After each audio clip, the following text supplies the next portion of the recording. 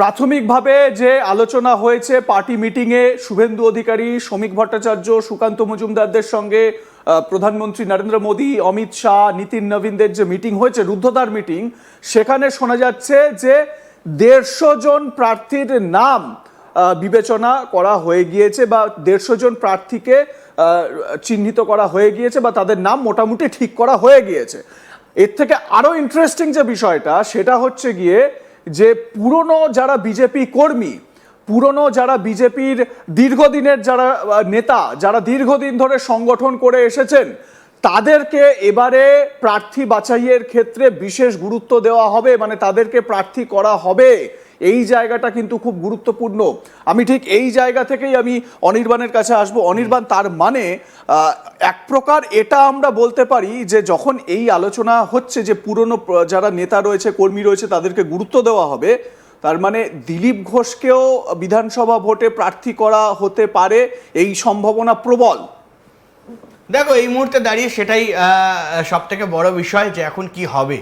এবং ভোট ঘোষণা হয়ে যাবে, মডেল কোড অফ কন্ডাক্ট হয়তো সোমবারই লাগু হয়ে যাবে, সোমবার থেকে ভোট ঘোষণা হয়ে যাবে, কত ফেজে ইলেকশন হবে পশ্চিমবঙ্গে, কিভাবে হবে, কত সেনাবাহিনী থাকবে, কিভাবে নির্বাচন হবে, কবে শেষ নমিনেশনের দিন হবে, কবে ভোট হবে, সবকিছুই কিন্তু আর কিছুদিনের মধ্যে, আর দুদিনের অপেক্ষা, তারপরেই হয়তো হয়ে যাবে সূত্র মারফত, এমনটাই খবর।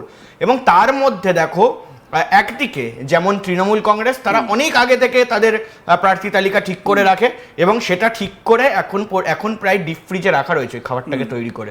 ওই খাবারটা ঠিক যখন নির্বাচনটা হবে সেই সময় একেবারে মমতা বন্দ্যোপাধ্যায় বের করে গরম গরম পরিবেশন করে দেবেন, গরম করে। তো সে জায়গায় দাঁড়িয়ে এরকমই বিজেপিও এবার চাইছে যে ঠিক আগে থেকে যাতে পুরো বিষয়টাকে সাজিয়ে নেওয়া যায়। এবং তুমি যে অত্যন্ত তাৎপর্যপূর্ণ একটি কথা বললে যে তাহলে দিলীপ ঘোষের মতো যারা বর্ষিয়ান বিজেপি নেতা রয়েছে তাদের কি হবে, এই প্রশ্নটা কিন্তু এখন সব থেকে বড় প্রশ্ন। ফলে সে জায়গায় দাঁড়িয়ে সূত্র মারফত যা খবর পাওয়া যাচ্ছে যে দিল্লির তরফ থেকে, অর্থাৎ জেপি নাড্ডা, তার পাশাপাশি নীতিন নবীন, অমিত শাহ, নরেন্দ্র মোদী এবং একেবারে বঙ্গ বিজেপির যারা নেতৃত্ব রয়েছে তাদের যে মিটিং হয়েছে দুদিন ধরে, দুদিনে দু দফায় মিটিং হয়েছে। একটি প্রথম মিটিংটা হয় জেপি নাড্ডার বাড়িতে এবং দ্বিতীয় মিটিংটা কিন্তু নরেন্দ্র মোদীর বাড়িতে হয়েছে। এবং সেই যে মিটিং হয়েছে সেই মিটিং এর নির্যাস কি, সেই মিটিং এ কিন্তু স্বপন সূত্র মারফত যা খবর স্পষ্টত বলে দেওয়া হয়েছে যে এবার লড়াই কিন্তু আরো দৃঢ় করতে হবে এবং এবারের লড়াই কিন্তু অন্য রকমের হবে, সব রকম জিনিসের জন্য প্রস্তুত থাকতে হবে এবং এমন ক্যান্ডিডেট ঠিক করতে হবে যারা কিনা পার্টির সঙ্গে কোনো গাদ্দারি করবে না। এবং এই ধরনের ক্যান্ডিডেটই কিন্তু দিল্লি এই মুহূর্তে চাইছে। এবং তার পাশাপাশি বলে রাখি, এই যে বর্ষিয়ান আদি বিজেপির যারা নেতারা রয়েছে তাদেরকেও গুরুত্ব দিতে হবে, এত বড় কথা এই মুহূর্তে কিন্তু সূত্র মারফত আমরা জানি। দেখো, এই যে পুরনো যারা নেতারা তাদেরকে গুরুত্ব দিতে হবে, এই বিষয়টা কিন্তু বোঝা গিয়েছিল। তোমার স্মরণে থাকবে অমিত শাহ যখন কলকাতায় এসেছিলেন, বাংলায় এসেছিলেন, এবং শ্রমিক ভট্টাচার্য রাজ্য সভাপতি হওয়ার পর আমরা দেখেছিলাম যে দিলীপ ঘোষের অ্যাক্টিভিটি বেড়ে গিয়েছিল। যে দিলীপ ঘোষ একেবারে নিজেকে একটু গুটিয়ে রাখছিলেন বলে মনে হচ্ছিল, তিনি সল্টলেক পার্টি অফিসে গিয়েছিলেন, শ্রমিক ভট্টাচার্যের সঙ্গে দেখা করেছিলেন, অমিত শাহ আসলেন, সবাইকে নিয়ে মিটিং করলেন, দলের নতুন পুরনো সবাইকে নিয়ে মিটিং করলেন। এবং খুব ইন্টারেস্টিং একটা বিষয় আমি এটা দেখেছি, দেখো যারা বিজেপির একেবারে মানে পুরনো নেতা যাদেরকে বলা যায়, তারা কিন্তু অনেক বেশি অ্যাক্টিভ হয়ে গিয়েছে। যখন এই যে ব্রিগেডের সভার কাজ হচ্ছে, তোমার স্মরণে থাকবে এবং আমাদের দর্শকরাও অনেক নাম হয়তো তাদের স্মৃতিতে এখনো রয়েছে, রিতেশ তিওয়ারি, বিধানসভা কেন্দ্র। হ্যাঁ, এই রিতেশ তিওয়ারি তাকে কিন্তু একটা সময় খুব অ্যাক্টিভ দেখা যেত, মাঝে বেশ কিছুটা সময় সাসপেনশন হয়েছিল, একটু বিতর্কের মধ্যে জড়িয়ে গিয়েছিলেন, তাকে আবার তারপর আবার তাকে ফিরিয়ে আনা হয়েছে এবং এরকম একাধিক নেতা রয়েছে তাদের ফিরিয়ে আনা হয়েছে। এবং বলে রাখি, সূত্র মারফত এটাও খবর রয়েছে যে দিলীপ ঘোষ তাকে হয়তো খড়গপুরে একবার ফেরানো হতে পারে। এবং দেখো, সিট পাওয়া, টিকিট পাওয়া এটা বড় কথা নয়, কোথায় পাচ্ছে, তার সহযোগী যে জায়গা রয়েছে সেই জায়গায় টিকিট পাচ্ছে কিনা সেটা কিন্তু সব থেকে বড় প্রসঙ্গ। অর্থাৎ এই মুহূর্তে দাঁড়িয়ে যা জানা যাচ্ছে সূত্র মারফত যে খড়গপুরে এই মুহূর্তে কিন্তু তার একটা বলা যায় ডেন আছে দিলীপ ঘোষের, সে জায়গায় তাকে আবার ফিরিয়ে আনা হতে পারে না দেখো, বিধানসভা এবারে নির্বাচনে। খুব স্বাভাবিক, হিরণকে মানে আমরা জানি না কি আসলে কি হতে চলেছে, কিন্তু যে আলোচনাটা চলছে যে হিরণকে সেখান থেকে সরিয়ে বা হিরণকে প্রার্থীপদ থেকে সেখানে সরিয়ে সেখানে দিলীপ ঘোষকে আবার সেই জায়গায় আনা হতে পারে।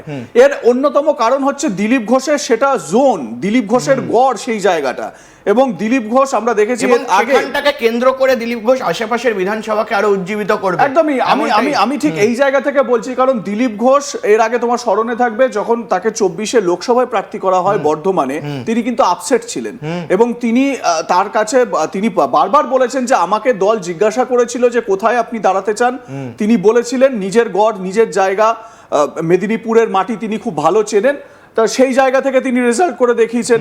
কিন্তু তাকে যখন সেখান থেকে সরিয়ে নিয়ে যাওয়া হলো, আমরা রেজাল্টটা দেখলাম, মানে দিলীপ ঘোষের কেন্দ্র চেঞ্জ করার জেরে বলা যেতে পারে আরো 3টি জায়গায় কিন্তু বিজেপিকে হারের মুখ দেখতে হলো।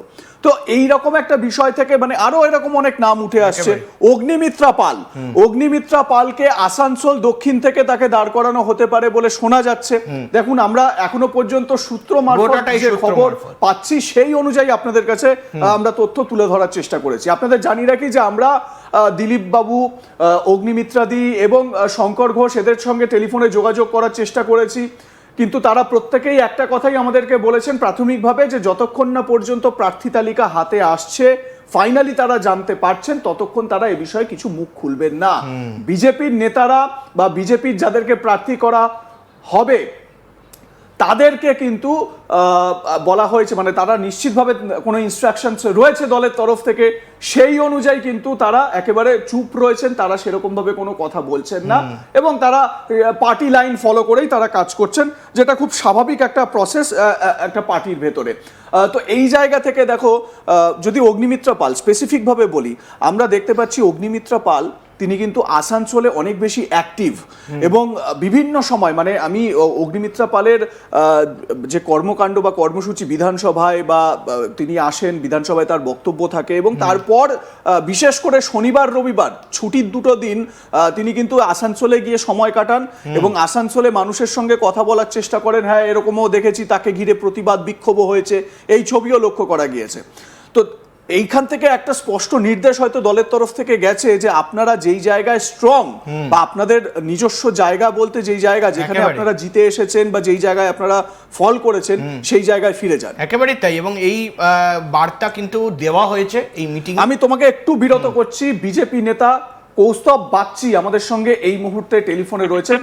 কৌস্তব বাবু, স্বাগত আপনাকে আজ তাক বাংলায়। কৌস্তব বাবু, যেটা শোনা যাচ্ছে, দেখুন এখনো তো প্রেস কনফারেন্স করে বা সার্বিকভাবে এই বিষয়ে কিছু বলা হয়নি বিজেপি, বঙ্গ বিজেপির তরফে,